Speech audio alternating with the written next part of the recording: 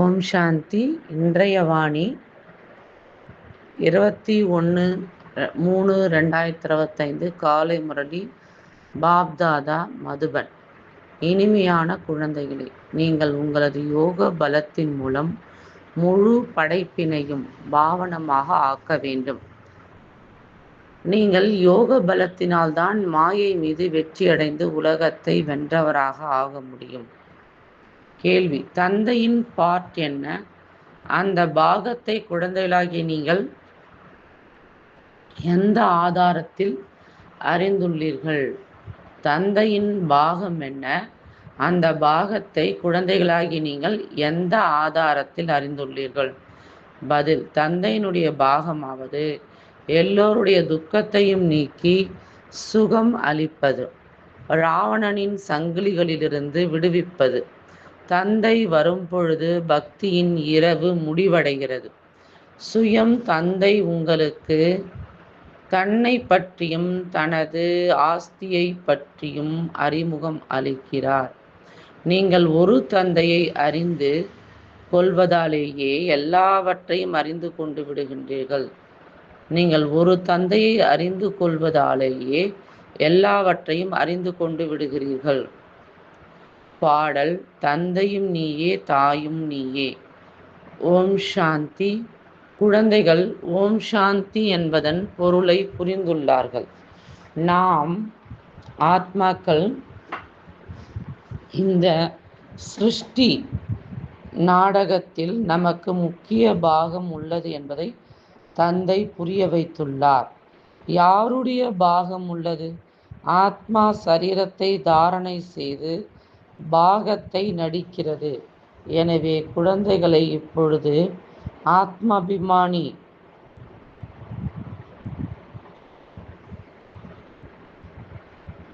ஆத்ம உணர்வுடையவர்களாக ஆக்கிக் கொண்டிருக்கிறார்.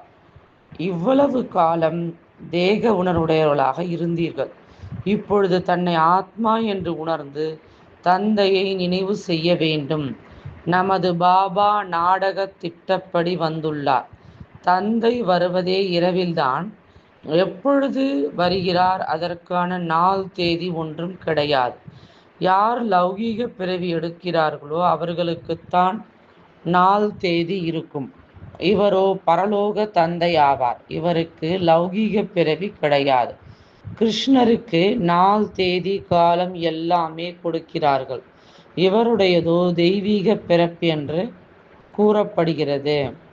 தந்தை இவருக்குள் பிரவேசம் செய்து இது எல்லையில்லாத நாடகமாகும் என்று கூறுகிறார். தந்தை இவருக்குள் பிரவேசம் செய்து இது எல்லையில்லாத நாடகம் ஆகும் என்று கூறுகிறார். அதில் அரைக்கல்பம் இரவாகும். இரவு அதாவது கோரமான இருள் ஏற்படும் பொழுது நான் வருகிறேன். நாள் தேதி ஒன்றும் இல்லை. இச்சமயத்தில் பக்தியும் தமோ பிரதானமாக உள்ளது. அரைக்கல்பம் எல்லையில்லாத பகலாகும். நான் இவருக்குள் பிரவேசம் செய்துள்ளேன் என்று சுயம் தந்தை கூறுகிறார். கீதையில் பகவான் கூறுகிறார் என்றுள்ளது. ஆனால் பகவான் மனிதனாக இருக்க முடியாது.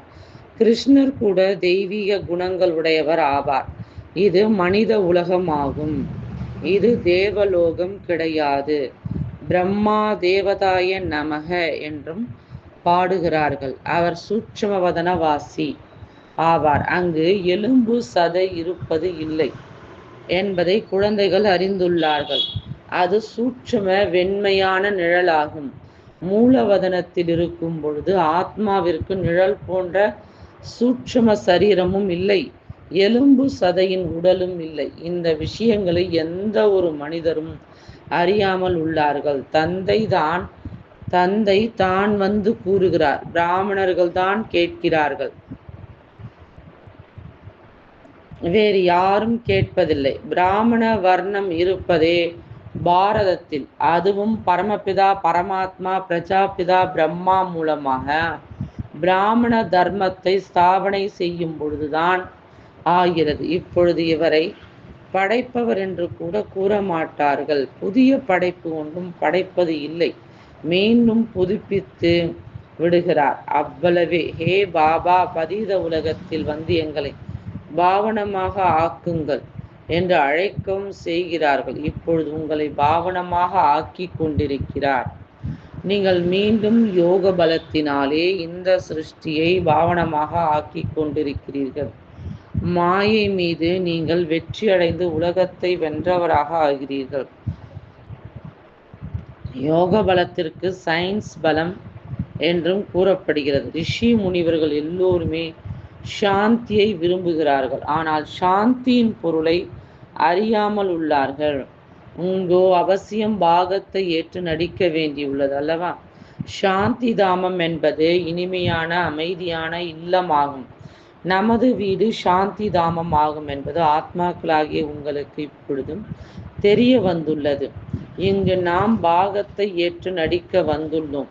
ஏ பதீத பாவனரே, துக்கத்தை நீக்கி அளிப்பவரே, துக்கத்தை நீக்கி சுகம் அளிப்பவரே, துக்ககர்த்தா சுககர்த்தா, வாருங்கள், எங்களை இந்த ராவணனின் சங்கிலியிலிருந்து விடுவீங்கள் என்று தந்தையையும் அழைக்கிறார்கள். பக்தி என்பது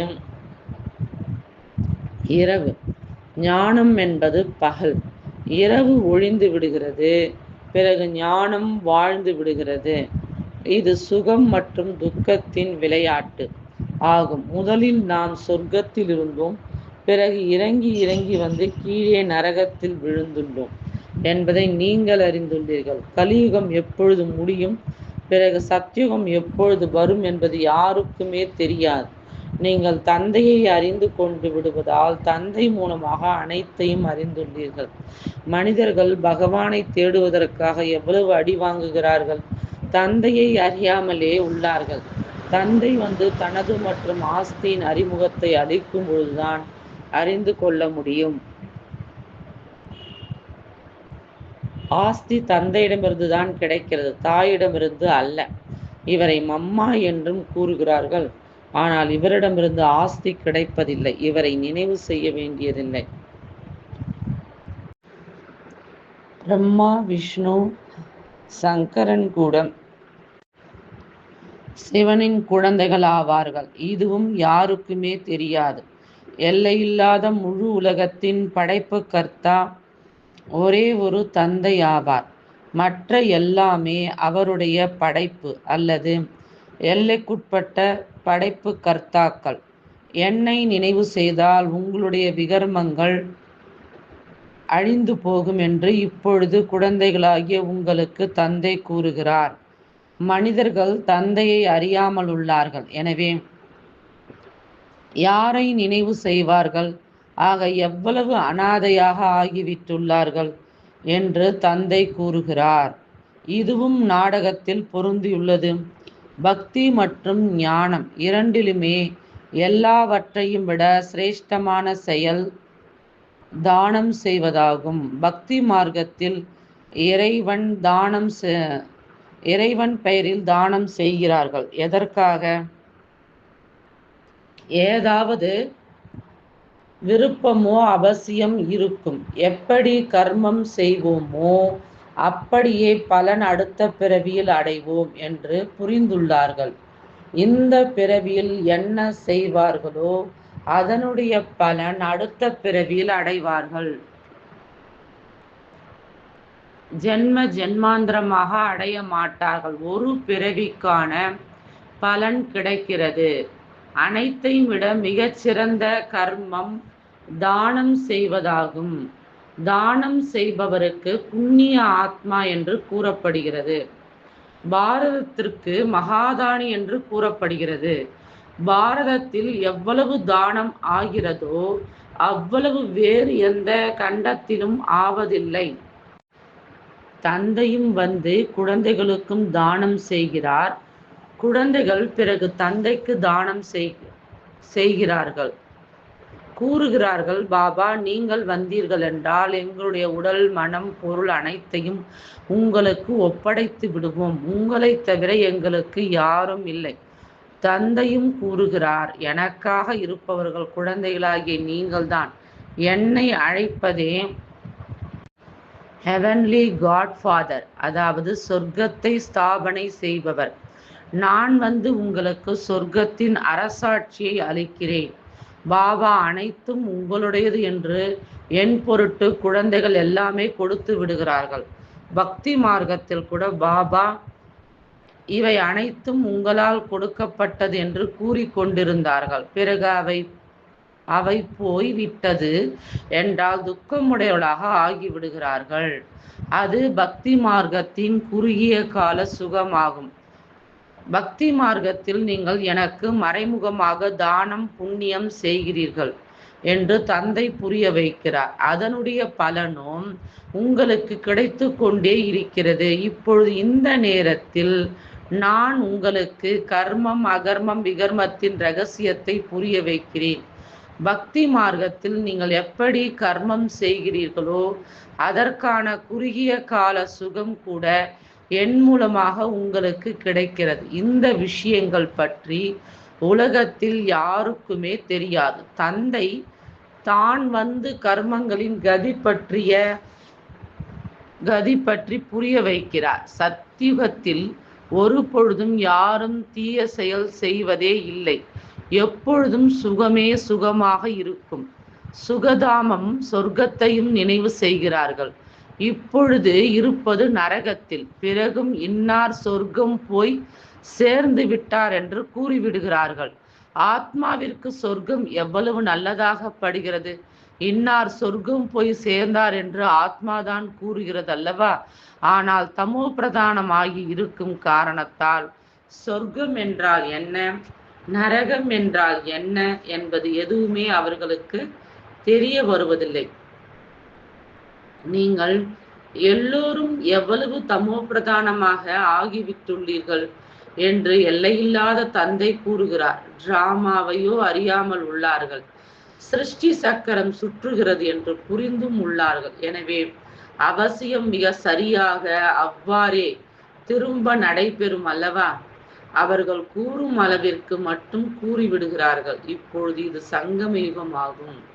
இந்த ஒரே ஒரு சங்கம யுகத்திற்கு பாடல் உள்ளது. அரைக்கல்பம் தேவதைகளின் ராஜ்யம் நடக்கிறது. பிறகு அந்த ராஜ்யம் எங்கே சென்று விடுகிறது? யார் வென்று விடுகிறார்கள்? இதுவும் யாருக்குமே தெரியாது. ராவணன் வென்று விடுகிறான் என்று தந்தை கூறுகிறார்.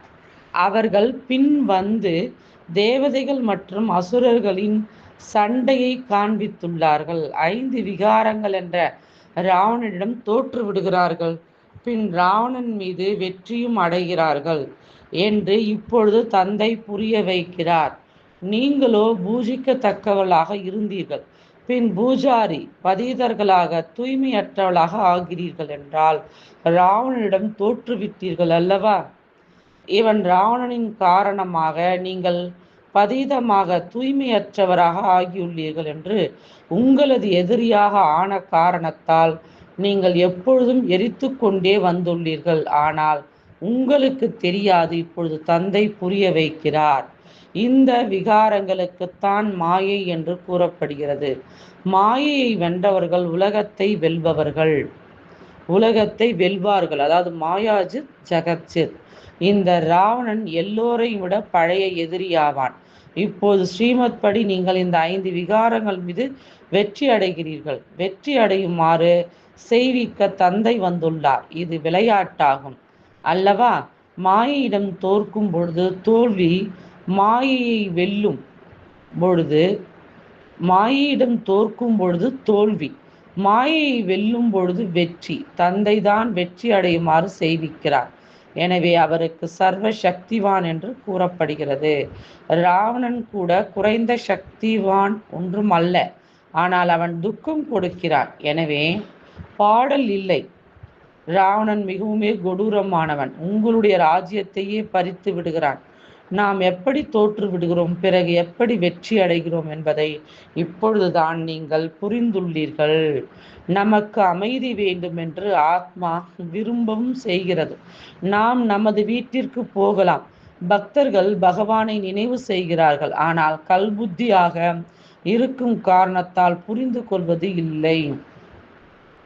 பகவான் பாபா ஆவார். எனவே தந்தையிடமிருந்து அவசியம் ஆஸ்தி கிடைக்கக்கூடும். அவசியம் கிடைக்கிறது தான். ஆனால் எப்பொழுது கிடைக்கிறது, பின் எப்படி இருக்கிறது என்பதை அறியாமல் உள்ளார்கள். தந்தை கூறுகிறார், நான் இந்த பிரம்மா உடலின் மூலமாக உங்களுக்கு வந்து புரிய வைக்கின்றேன். எனக்கும் உறுப்புகள் வேண்டும் அல்லவா? எனக்கு என்னுடைய கர்மேந்திரியங்களோ இல்லை. சூட்சுமதனத்தில் கூட கர்மேந்திரியங்கள் இருக்கும். நடந்தாலும் சென்றாலும் எப்படி மூவி திரைப்படம் ஊமைப்படம் இருக்கிறது. இந்த மூவி டாக்கி பயாஸ்கோப் ஊமைப்படம் பேசும் திரைப்படம் ஆகியவை வெளிப்பட்டுள்ளது. எனவே தந்தைக்கும் புரிய வைப்பதில் எளிதாகிறது. அவர்களுடையது புஜ பலம், உங்களுடையது யோக பலம். அவர்கள் 2 சகோதரர்கள் தனக்குள் ஒன்று சேர்ந்து விட்டார்கள் என்றால் அவர்களால் உலகத்தின் மீது ஆட்சி புரிய முடியும். ஆனால் இப்பொழுதோ பிளவுகள் ஏற்பட்டு உள்ளன. குழந்தைகளாகிய உங்களுக்கு தூய கர்வம் இருக்க வேண்டும். நீங்கள் மன்மனாபவ என்பதின் ஆதாரத்தில் சைலன்ஸ் மூலமாக உலகத்தை வென்றவளாக ஜெகஜித்தாக ஆகிவிடுகிறீர்கள். அவர்கள் சயின்ஸ் விஞ்ஞானத்தின் கர்வம் உள்ளவர்கள். நீங்கள் சைலன்ஸ் அமைதியின் பெருமை கொண்டவர்கள். தங்களை ஆத்மா என்று உணர்ந்து தந்தையை நினைவு செய்கிறீர்கள். நினைவினால் நீங்கள் சதோ பிரதானமாக ஆகிவிடுகிறீர்கள். மிகவும் சுலபமான வழி கூறுகிறார் சிவபாபா. குழந்தைகளாகிய நமக்கு மீண்டும் சொர்க்கத்தின் ஆஸ்தியை அளிக்க வந்துள்ளார் என்பதை நீங்கள் அறிந்துள்ளீர்கள். உங்களுடைய கலியுக கர்ம பந்தனங்கள் அனைத்தையும் மறந்து விடுங்கள் என்று தந்தை கூறுகிறார். 5 விகாரங்களையும் எனக்கு தானமாக கொடுத்து விடுங்கள். நீங்கள் எதையெல்லாம் எனது எனது என்றபடியே வந்துள்ளீர்களோ, எனது கணவன், எனது இன்னார், இவை அனைத்தையும் மறந்து கொண்டே செல்லுங்கள். எல்லாவற்றையும் பார்த்து கொண்டிருந்தாலும் அவற்றிலிருந்து பற்றை நீக்கி விடுங்கள். இந்த விஷயங்களை குழந்தைகளுக்கு தான் புரிய வைக்கிறார். யார் தந்தையை அறியாமலேயே இருக்கிறார்களோ அவர்களால் இந்த வார்த்தைகளை புரிந்து கொள்ள முடியாது. தந்தை வந்து மனிதனிலிருந்து தேவதையாக ஆக்குகிறார். தேவதைகள் இருப்பதே சத்தியுகத்தில். கலியுகத்தில் இருப்பவர்கள் மனிதர்கள். இதுவரைக்கும் அவர்களுடைய அடையாளங்கள் உள்ளன, அதாவது படங்கள் உள்ளன. என்னை கூறுவதே பதீத பாவனர் என்று. நானோ தாழ்ந்த நிலையை அடைவதில்லை. நாங்கள் பாவனமாக இருந்தோம், பிறகு தாழ்ந்த நிலையை அடைந்து பதீதமாக ஆகிவிட்டுள்ளோம் என்று நீங்கள் கூறுகிறீர்கள். இப்பொழுது நீங்கள் வந்து பாவனமாக ஆக்குங்கள். அப்பொழுது நாம் நமது வீட்டிற்கு செல்வோம். இது ஸ்பிரிச்சுவல் நாலேஜ் ஆகும். அவினாஷி அழியாத ஞான ரத்தினங்கள் ஆகும் அல்லவா? இது புதிய ஞானமாகும். இப்பொழுது உங்களுக்கு இந்த நாலேஜ் ஞானத்தை கற்பிக்கிறேன். படைப்பவர் மற்றும் படைப்பின் முதலிடை கடை பற்றிய ரகசியத்தை கூறுகிறேன். இப்பொழுது இதுவோ பழைய உலகமாகும். இதில் தேகத்துடன் சேர்த்து உங்களுடைய நண்பர்கள், உறவினர்கள் யாரெல்லாம் இருக்கிறார்களோ அவர்கள் அனைவர்கள் மீதும்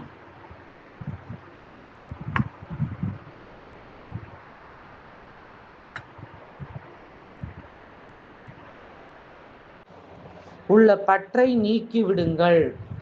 இப்பொழுது குழந்தைகளாகிய நீங்கள் தங்களுடைய அனைத்தையும் தந்தையிடம் ஒப்படைத்து விடுகிறீர்கள். தந்தை பிறகு 21 பிறவிகளுக்கு ராஜ்ய பாக்கியத்தை அளிக்கிறார். 21 பிறவிகள் 21 தலைமுறைகள் என்று பாடப்படுகிறது அல்லவா? அதாவது 21 பிறவிகள் முழுமையான ஆயுள் இருக்கும். இடையில் ஒரு பொழுதும் சரீரம் விடுபட முடியாது. அகால மரணம் ஆவதில்லை. நீங்கள் அமரராக ஆகி பின் அமரபுரிக்கு அதிபதி ஆகிறீர்கள். உங்களை ஒரு பொழுதும் காலன் சாப்பிட முடியாது, உயிரை குடிக்க முடியாது. இப்பொழுது நீங்கள் இறப்பதற்காக புருஷார்த்தம் செய்து கொண்டிருக்கிறீர்கள். தேகத்துடன் சேர்த்து தேகத்தின் அனைத்து சம்பந்தங்களையும் மறந்து ஒரு தந்தையிடம் சம்பந்தம் வைக்க வேண்டும் என்று தந்தை கூறுகிறார். எல்லோருமே சுகத்தின் சம்பந்தத்தில் செல்லவே வேண்டியுள்ளது. துக்கத்தின் பந்தனங்களை மறந்து கொண்டே செல்வீர்கள். இல்லற விவகாரங்களில் இருந்தபடியே தூய்மையாக ஆக வேண்டும். என் ஒருவனை நினைவு செய்யுங்கள் என்று தந்தை கூறுகிறார். கூடவே தெய்வீக குணங்களையும் தாரணை செய்யுங்கள். இந்த தேவதைகளையும் போல ஆக வேண்டும். இது லட்சியம், நோக்கமாகும். இந்த லட்சுமி நாராயணர் சொர்க்கத்தின் அதிபதி ஆவார்கள். இவர்கள் எப்படி ராஜ்யத்தை அடைந்தார்கள், பிறகு எங்கே சென்றார்கள், இது யாருக்குமே தெரியாது. இப்பொழுது குழந்தைகளாகி நீங்கள் தெய்வீக குணங்களை தாரணை செய்ய வேண்டும். யாருக்கும் துக்கம் கொடுக்க கூடாது. தந்தை இருப்பதே துக்கத்தை நீக்கி சுகம் அளிப்பவராக, துக்ககர்த்தா சுககர்த்தா. எனவே நீங்கள் கூட சுகத்தின் வழியை அனைவருக்கும் கூற வேண்டும். அதாவது குருடர்களுக்கு கைத்தடி ஆக வேண்டும். இப்பொழுது தந்தை உங்களுக்கு ஞானத்தின் 3வது கண் அளித்துள்ளார்.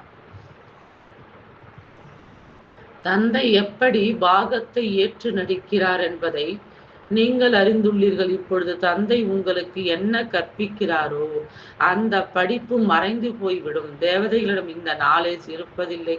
பிரம்மா முக வம்சாவளி பிராமணலாகிய நீங்கள் தான் படைப்பவர் மற்றும் படைப்பின் ஞானத்தை அறிந்து கொள்கிறீர்கள்.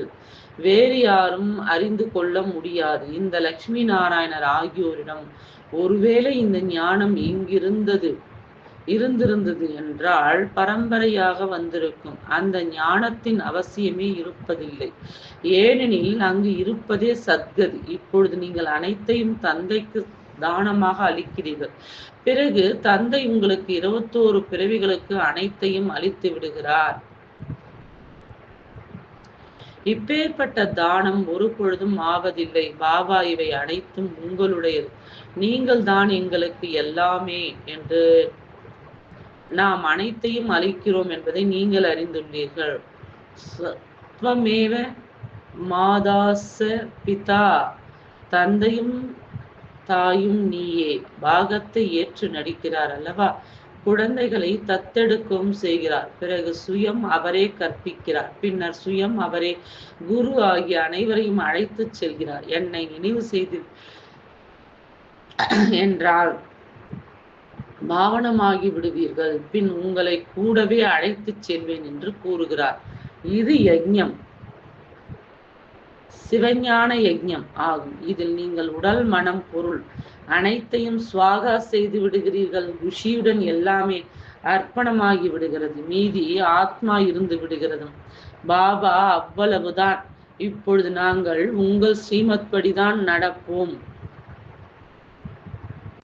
இல்லறத்தில் இருக்கையிலும் தூய்மையாக வேண்டும் என்று தந்தை கூறுகிறார். 60வது வருடத்தின் ஆயுள் ஆகும் பொழுது வானப்பிரஸ்த நிலையில் செல்வதற்கான ஏற்பாடு செய்கிறார்கள். ஆனால் அவர்கள் திரும்பிச் செல்வதற்கான ஏற்பாடுகள் செய்கிறார்களா என்ன? இப்பொழுது நீங்கள் மன்மனாபவ என்ற சத்குருவின் மந்திரத்தை பெறுகிறீர்கள். பகவான் கூறுகிறார், நீங்கள் என்னை நினைவு செய்தீர்கள் என்றால் உங்களுடைய விகர்மங்கள் விநாசமாகும். உங்கள் அனைவருக்கும் வானப்பிரஸ்த நிலையாகும் என்று அனைவருக்கும் கூறுங்கள். உங்கள் அனைவருக்கும் வானப்பிரஸ்த நிலையாகும் என்று அனைவருக்கும் கூறுங்கள். சிவபாபாவை நினைவு செய்யுங்கள். இப்பொழுது நமது வீட்டிற்கு செல்ல வேண்டியுள்ளது. நல்லது.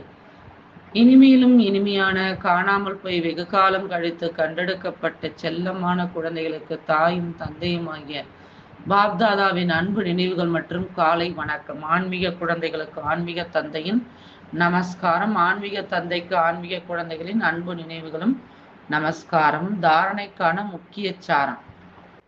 1. கலியுகத்தின் அனைத்து கர்ம பந்தனங்களையும் புத்தி மூலமாக மறந்து 5 விகாரங்களை தானம் செய்து ஆத்மாவை சதோப்பிரதானமாக ஆக்க வேண்டும். ஒரே ஒரு அமைதியின் தூய்மையான பெருமையில் நிலைத்திருக்க வேண்டும். 2. இந்த ருத்ர யஜ்ஞத்தில் குஷியுடன் தங்களது உடல் மனம் பொருள் அனைத்தையும் அர்ப்பணம் செய்து பயனுள்ளதாக ஆக்க வேண்டும். இச்சமயம் அனைத்தையும் தந்தையிடம் ஒப்படைத்து 21 பிறவிகளுக்கு அரசாட்சியை தந்தையிடமிருந்து பெற வேண்டும். வரதானம். அதிகாரத்தின் துளியையும் தியாகம் செய்யக்கூடிய சோமான்தாரி புண்ணிய ஆத்மா ஆகுக. அதிகாரத்தின் துளியையும் தியாகம் செய்யக்கூடிய சோமான்தாரி புண்ணிய ஆத்மா ஆகுக. சோமான்தாரி குழந்தைகள் அனைவருக்கும் மரியாதை கொடுக்கும் வள்ளலாக இருப்பார்கள். வள்ளல் என்றால் கருணையுள்ளம். அவர்களிடம் ஒருபோதும் எந்த ஒரு ஆத்மாவின் மீதும் சங்கல்பத்திலும் அதிகாரம் இருக்காது. இவ்வாறு செய்யக்கூடாது, இவ்வாறு நடந்திருக்க கூடாது. ஞானம் இவ்வாறு கூறுகிறதா என்ன? இதுவும் சூட்சுமத்தில் அதிகாரத்தின் அம்சமாகும். ஆனால் சோமாண்டாரி புண்ணிய ஆத்மாக்கள் வீழ்ந்தவர்களையும் எழுப்புவார்கள், சகயோகிகளாக ஆக்குவார்கள். இவர் தனது கர்மத்தின் பலனை அனுபவித்துக் கொண்டிருக்கிறார். செய்தால் அவசியம் அடைவர். இவர் வீழ்ந்தே ஆக வேண்டும் என்ற சங்கல்பம் செய்ய மாட்டார். இப்படிப்பட்ட சங்கல்பம் குழந்தைகளாகிய உங்களிடம் இருக்க முடியாது. ஸ்லோகன்: திருப்தி மற்றும் மகிழ்ச்சி என்ற விசேஷத்தாதான் பறக்கும் கலையின் அனுபவியாக ஆக்குகிறது. திருப்தி மற்றும் மகிழ்ச்சி என்ற விசேஷத்தாதான் பறக்கும் கலையின் அனுபவியாக ஆக்குகிறது.